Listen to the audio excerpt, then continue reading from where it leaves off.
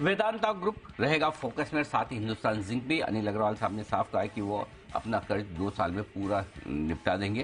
Cash flow बेहद strong है, चिंता की कहीं कोई बात नहीं, और स्टॉक रहेगा पूरा एक्शन में अच्छी खबरों के दम पर। साथ ही अमेरिका में मेटल इंडेक्स वीकेंड पर 2% बढ़कर आया, तो मेटल शेयरों के लिए अच्छी खबर। और वेदांता की तरफ से मजबूत स्टेटमेंट भी, और उन्होंने कहा किसी तरह कोई डिफॉल्ट या डिले का कोई खतरा नहीं है वेदांता के डेट पर।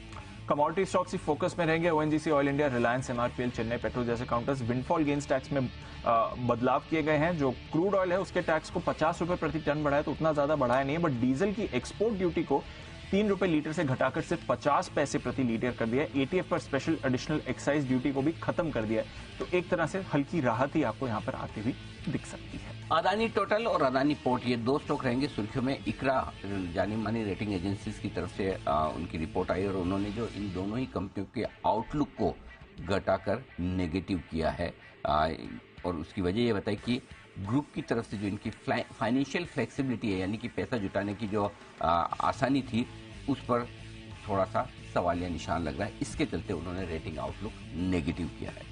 महानगर गैस, इन्होंने 531 करोड़ में यूनिविजन एनवायरो करके एक कंपनी है जिसमें पूरी हिस्सेदारी खरीदी है। अब ये कंपनी भी सिटी गैस डिस्ट्रीब्यूशन के ही कारोबार में है, तो एक तरह से बेनिफिट है, उनके सिटी गैस डिस्ट्रीब्यूशन कारोबार का एक्सपेंशन होता है। और एमजीएल के साथ साथ अशोका बिल्डकॉन पर भी रखिएगा नजर, क्योंकि ये जो कंपनी है यूनिविजन एनवायरो, ये अशोका बिल्डकॉन का ही हिस्सा थी। तो पहली बार इनऑर्गेनिक एक्विजिशन ये होता हुआ, इनऑर्गेनिक ग्रोथ महानगर गैस की तरफ से। बजाज फिनसर्व यहाँ पर आंकड़े आए हैं, ग्रोथ डायरेक्ट प्रीमियम कलेक्ट करने के फरवरी के महीने के खराब नजर आ रहे हैं, महीने दर महीने 44% घट कर आए हैं।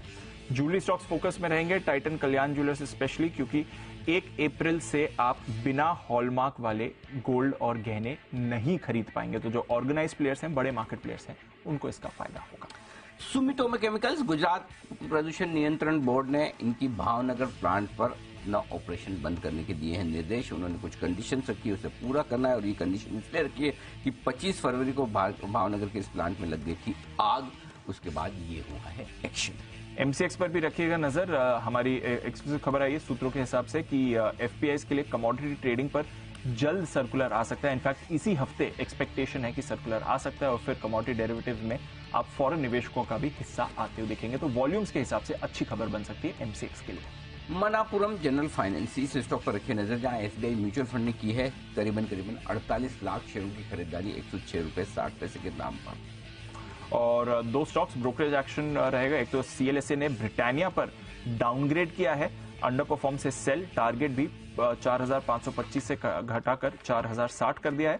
और उसके सामने नाइका पर रखिएगा नजर, जहां पर आपने और एक्शन आते हुए दिखा है। तो ब्रोकरेज के लिहाज से 2 और स्टॉक्स फोकस में रहने वाले हैं, एक नाइका और एक ब्रिटानिया। मैक्वायरी ने 115 का लक्ष्य दिया है नाइका के लिए। ये है आपके लिए टॉप 10 स्टॉक्स।